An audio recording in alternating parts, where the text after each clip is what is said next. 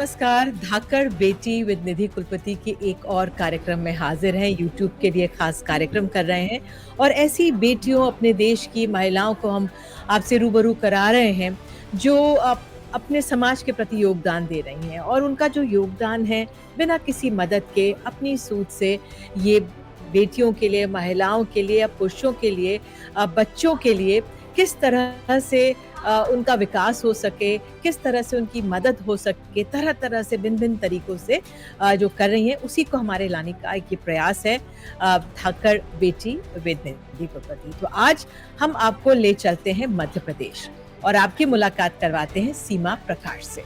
सीमा जी, बहुत-बहुत नमस्कार। आपने समय निकाला है हमसे हमारे साथ जुड़ने के लिए। आप बच्चों के कुपोषण के लिए भी काम कर रही हैं। जो तस्वीरें मैंने देखी हैं, आपने लड़कियों को किस तरह से सैनिटरी पैड्स दिए हैं, उसके बारे में जागरूक करवा रही हैं। शिक्षण की बात भी है। थोड़ा ज़रा बताइए अपनी जर्नी के बारे में, किस तरह से आप क्या-क्या कार्य करती हैं? शुरुआत मेरी 2001 से है। पहले हम दलित महिलाओं के साथ में धार डिस्ट्रिक्ट में काम करते थे, 98-97 की बात है। और उधर हम जो है ना उन महिलाओं के लिए काम करते थे जिनको पंचायत में मजदूरी नहीं मिलती थी। मतलब वो दूसरे सारे काम कर सकती थी, प्रोस्टिट्यूशन कर सकती थी, लेकिन पंचायत में क्योंकि छुआछूत का बहुत बड़ा मामला था, वो महिलाएं मरे हुए जानवरों का चमड़ा निकालती थी, तो पंचायत में उनको काम नहीं मिलता था। तो उन महिलाओं से मेरे काम की शुरुआत हुई और शुरुआत से ही एक्टिविज्म ही रहा कि हमें एक सरकार का प्रोग्राम मिला, महिला पढ़ना बढ़ना। उसमें वही मोहल्ला मिला जिस मोहल्ले में हम काम करना चाहते थे और हमने उन महिलाओं को कभी भी अनाराम नहीं पढ़ाया, ABCD नहीं पढ़ाई। हमने उन्हें उनके राइट्स बताया कि पंचायत की मजदूरी इतनी है, ये मांग करना चाहिए पंचायत में काम करके। तो इस तरह से काम कर रहे थे और उसी समय मुझे राइट टू फूड की एक फेलोशिप मिली एक्शन एड भोपाल से। जी। इसमें ये फेलोशिप में भी बहुत सारे लोगों ने बोला कि ऐसे लोगों को मदद करनी चाहिए, क्योंकि मैं एक प्राइवेट स्कूल में पढ़ा के काम करती थी। तो फिर वो फेलोशिप से हमें 3 डिस्ट्रिक्ट देखने पड़ते थे, जिसमें धार था, बड़वानी था और खंडवा था। खंडवा में उसी समय बहुत सारे बच्चों की डेथ हुई थी कुपोषण से, लेकिन तो फिर मुझे खंडवा में फैक्ट फाइंडिंग के लिए आना पड़ा। तो खंडवा में देखा कि वाकई में जो हमारा ये ट्राइबल है, कोरकू आदिवासी, इनके बारे में बहुत कम लोग जानते हैं। भील बिलाला बारेला इनके बारे में सब लोग जानते हैं, लेकिन कोरकू के लिए बहुत कम लोग जानते हैं और कम लोग काम भी कर रहे थे उस समय। और फिर मैंने इनके साथ ही भोजन के अधिकार को लेकर के काम करना शुरू किया कि, और वो भी एडवोकेसी की, सरकार के साथ बताना कि इतने बच्चे मर रहे हैं। और इसमें मीडिया ने हमारा बड़ा सपोर्ट किया, जो हमारे खंडवा डिस्ट्रिक्ट में मीडिया है, और सपोर्ट किया उसको। तो एडमिनिस्ट्रेशन ने समय समय पर हमारी बातें भी मानी और अच्छे उन्होंने डिसीजन भी लिए कि महिलाओं को राशन मिलना चाहिए, बच्चों को आंगनवाड़ी में अच्छा खाना मिलना चाहिए। तो इस तरह से किया। सीमा जी, आपने एक जी, जी, आपने एक बहुत महत्वपूर्ण बात कही कि आपने एक तो दलित महिलाओं के लिए काम किया, दूसरा आपने उनको शिक्षा की बात नहीं की, ABCD पढ़ाना है, आपने उनको उनके अधिकारों के बारे में बताया, क्योंकि जो अधिकार है वो शायद लोगों को जल्दी समझ आते हैं। क्या कहना रहता था महिलाओं का? क्या आपसे कहती थी? और ये जो आपका ये सफ़र रहा है, अब आपका कितना बड़ा कुनबा हो गया, कितने लोगों को जीवन पर आपने असर किया है, थोड़ा वो बताइए? उस समय तो हम 2-3 ही लोग थे, सीमा थी और प्रकाश थे, 2 लोग ही थे।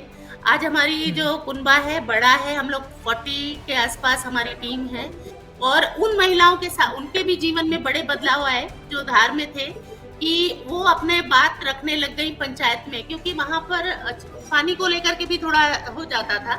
लेकिन महिलाएं आज अपनी बात रख पाती हैं, अपने बच्चों को अच्छी शिक्षा दे रही हैं। उसी के बाद से जब खंडवा आए हम, तो खंडवा में फिर सर दौराजी टाटा ट्रस्ट ने हमको मदद किया, राइट टू फूड के लिए ही मदद किया। और उससे फिर हमारा आज जो है अच्छा हमारा कुनबा है स्पंदन का। तो आज हम 40 लोग हैं और हम 150 गांव में काम करते हैं। और आज भी हम, क्योंकि अब सरकार तो कुपोषण मान गई है, सरकार ने मान लिया कि कुपोषण तो है, तो अब हम उसके बियॉन्ड हम काम कर रहे हैं कि हम उनके एग्रीकल्चर पे काम कर रहे हैं, मिलेट पे काम कर रहे हैं, पोषण बाड़ियों पे काम कर रहे हैं, बकरी कैसे हमारे ट्राइबल लोग को मिले, पोषण को लेकर के अभी संस्था काम कर रही है। साथ ही हम जो है हमारी जो महिलाएं आप तो पूछ रहे थे। जी, तो मैं यही कि आपने एक बहुत बड़ी बात की कि सरकार ने अब मान लिया है कि कुपोषण है, तो ये भी एक बहुत जी, बड़ी चुनौती होगी आप लोगों की जो आप ज़मीन पर काम करते हैं कि पहले सरकार माने तो, क्योंकि कागज़ों पर ही जो माना जाता है उसी पर ही अमल होता है ना? जी। तो थोड़ा बताइए शुरुआत में उसके तो बारे नहीं में? जी, मानते थे। थोड़ा था जी। पहले तो नहीं मानते थे। हर समय हुँ, डिनाई करते थे और बोलते थे कि मैडम जो है कुछ गड़बड़ कर रही हैं और मेरे ऊपर भी थोड़ा-सा कुछ-कुछ कभी-कभी एक्शन हुए कि हुँ, अटेम्प्ट टू मर्डर केस भी चला मेरे ऊपर। 7 साल मैंने वो हुँ, भी झेला। तो ये सब हुँ, तो चला लेकिन सरकार ये था कि मुझे क्योंकि जो काम कर रहे थे सरकार उसको जल्दी मानना नहीं चाहती थी। कुपोषण को हुँ, मानना सबके जल्दी वो नहीं हो रहा है। भूख से मौत हो रही है ये मानना कोई नहीं चाहता। लेकिन इसमें हम जो है ना सरकार को बता पाए और सरकार ने फिर हमने जबलपुर हाई कोर्ट में एक पीआईएल भी डाली थी मध्य प्रदेश के साथ मिल करके। सचिन हुँ, जैन, हम, शिवपुरी, स्पंदन मतलब ऐसे 3-4 लोगों ने जनहित याचिका डाली जिसमें कि वो हम माने गए कि हाँ, मालन्यूट्रिशन है। फिर पीएम मनमोहन सिंह ने भी माना और शिवराज सिंह जी ने भी माना। तो इस तरह हुँ, से फिर वो तो अब ये है कि अब उसके वो सरकार बोलते हैं अब क्या? मान लिया कुपोषण, अभी आगे क्या? तो अब हमें बहुत हुँ, सारे क्षेत्रों पे काम करना पड़ रहा है कि लोगों के घर में साल भर सब्जी होनी चाहिए क्योंकि सब्जी आप देखिए बहुत महँगी हमारे ट्राइबल नहीं ले पाते हैं और वीकली मार्केट लगता है। तो हफ्ते में 1 बार ही ले पाएँगे। तो अभी हमने हर घर में हमारे पास 1500 या 2000 पोषण बाड़ियाँ हैं। हमारे पास हम मिलेट पे काम कर रहे हैं। बच्चों के साथ में हम लोग गूंज दिल्ली के साथ क्योंकि हम अशोका फेलो भी हैं। हुँ, मैं एक अजूबा फेलो भी हूँ, तो गूंज के साथ मिल कर के हम लोग आंगनबाड़ियों को कैसे सुंदर बनाया जा सके, उसको कैसे बच्चे वहाँ रुकें ज़्यादा देर, ज क्यों बच्चा रुकेगा तो उसका फीडिंग भी वो अच्छे से होगा, उसका इम्यूनाइज़ेशन भी होगा, माँ को भी पता होगा, तो इस तरह से बहुत सारे क्षेत्रों पे अभी काम कर रहे हैं। जी। बिल्कुल, आपको राष्ट्रपति ने भी सम्मानित किया, मैंने वो तस्वीर भी देखी है। लोगों को ज़्यादा पता नहीं होगा तभी हमने सोचा आपसे बात ज़रूर करनी चाहिए। तो सीमा जी आपको प्रेरणा कैसे मिली? आप क्या मुख्यतः मध्य प्रदेश की हैं? थोड़ा-सा वो भी बताइए? नहीं, मैं रहने वाली यूपी की हूँ और संस्थाओं में काम करते-करते जब फेलोशिप मिली एक्शन एड से उसके पहले हम मध्य प्रदेश आ गए थे। क्योंकि हम ये सोचते थे कि हम कुछ ऐसा करें, अच्छा करें तो जो ज़्यादा असर डाल सके लोगों पर, ज़्यादा से ज़्यादा लोगों तक फैल सके। तो फिर हम मध्य प्रदेश में ही हमने धार से काम शुरू किया और यूपी में तो मैं चाइल्ड लेबर स्कूल में पढ़ाती थी, लेकिन अपना कुछ करने का मन था कि मेरा कुछ हम कुछ अपने हिसाब से करें। कहीं नौकरी करेंगे तो बाउंडेशन बहुत सारी होती हैं। तो ये सोच के हुँ, फिर स्पंदन का 2002 में रजिस्ट्रेशन हुआ और फिर हुँ। संस्था जो है मध्य प्रदेश में ही पूरे मध्य प्रदेश में काम कर रही है। जी। अच्छा, तो ज़रा ये बताइए जो महिलाएँ हैं, आपने जैसे इतने बड़े क्षेत्र में काम किया कुपोषण की हमने बात की लेकिन एक रोज़गार की बात आ जाती है। पोषण जी, बहुत जी। महत्वपूर्ण है, आपने बताया किस तरह से सब्जियाँ वग़ैरह उगाना, ये बहुत महत्वपूर्ण हो जाता है।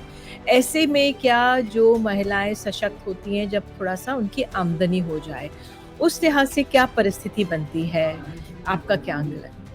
जी, हमारे यहाँ जब ये कोविड आया ना, तो हम हुँ, लोग तो क्योंकि बेसिकली काम कुपोषण को लेकर के ही कर रहे थे, लेकिन जब कोविड आया, तो बहुत सारी लड़कियाँ हैदराबाद, नासिक, महाराष्ट्र से जो माइग्रेशन में जाती थी, बाहर जाती थी काम करने, वो सभी वापस लौटी।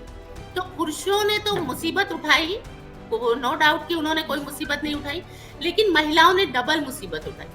जो लड़कियाँ बाहर गई हुँ, थी, वो जब वापस आई हैं, तो एक सैनिटरी पैड के लिए ना किसी का दरवाजा खुला था, ना कोई दुकान खुली थी, कोविड के टाइम में। हुँ, रोड सभी पैदल चल के आए, बिना बस के आए, रेलवे ट्रैक पे आए, महिलाएँ भी आईं और आदमी भी आए। लेकिन महिलाओं के हुँ, साथ एक दोहरी प्रॉब्लम ये थी, खुले में रहना पड़ रहा था, खुले में शौचालय हुँ, जाना है उनको, जहाँ पर 50-100 आदमी साथ में ही हैं। तो महिलाओं हुँ, के साथ फिर जब वो लड़कियाँ आई तो उन्होंने बोला दीदी अब हम वापस काम करने नहीं जाएँगे। हमारा क्षेत्र में एक हमारा मतलब बोलना चाहिए परिवार जैसा ही हमारा कम्युनिटी भी है। तो दीदी अब हम हुँ, वापस काम करने नहीं जाएँगे। क्यों? हमको कुछ और ट्रेनिंग आप यहीं दे दीजिए। तो हमारे क्षेत्र में इंदिरा सागर डैम है, मोटरसाइकिल हर घर में है। मोटरसाइकिल सबके पास है 2-2 और मोबाइल तो आजकल की ज़रूरत है, सबके पास है। तो हमने फिर वही सोचा कि बिस्किट और सिलाई तो नहीं सिखाएँगे, क्योंकि ऑलरेडी हम भी आजकल रेडीमेड ही कपड़े पहन रहे हैं। सभी लोग रेडीमेड पहन रहे हैं, टेलर का इतना स्कोप है नहीं। तो हमने इन लड़कियों को मोटरसाइकिल की ट्रेनिंग दी, मोबाइल की ट्रेनिंग दी और साथ में हमने पार्लर भी दिया, क्योंकि एक लड़की का बेसिक अधिकार भी होता है कि वो सुंदरता पे भी काम करे। बिल्कुल, जी। ये तीनों उसमें हमने काम किया। आज हमारी लड़कियाँ बहुत अच्छे गैराज चला रही हैं।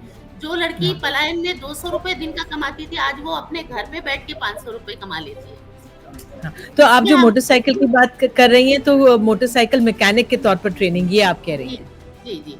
इनको हमने जी। 7-7 दिन की, 21 दिन की ट्रेनिंग दी, इनको मास्टर ट्रेनर बनाया और हुँ, आज ये नई बाइकें जो आ रही हैं, उसको भी ये बढ़िया बना लेती हैं, काम कर लेती हैं। साथ ही हाँ, जैसे बहुत रिमोट एरिया में है, कोई हुँ, मोटरसाइकिल का दुकान नहीं है वहाँ पर। आज हमारी लड़की अगर डेढ़ यहाँ खंडवा से 150 किलोमीटर दूर महलू गाँव है।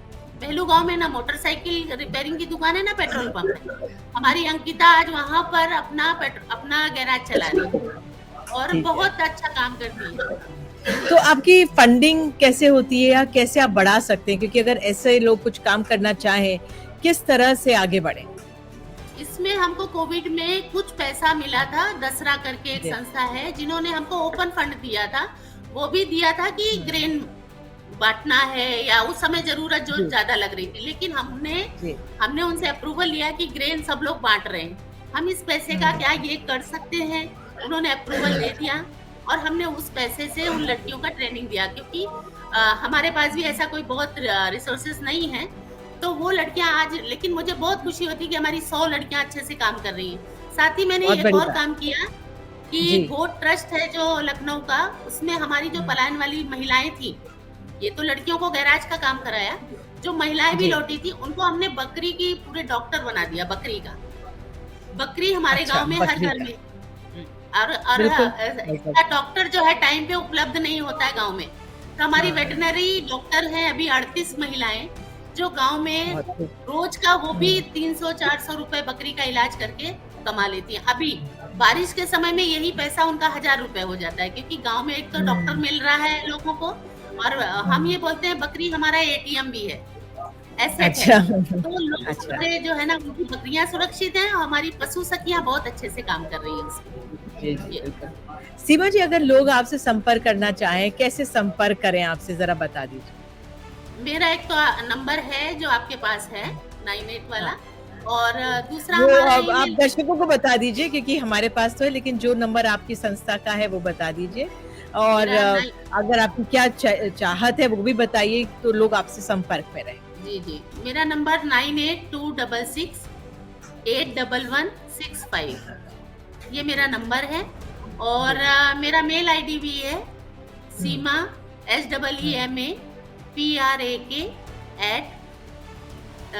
seema@gmail.com।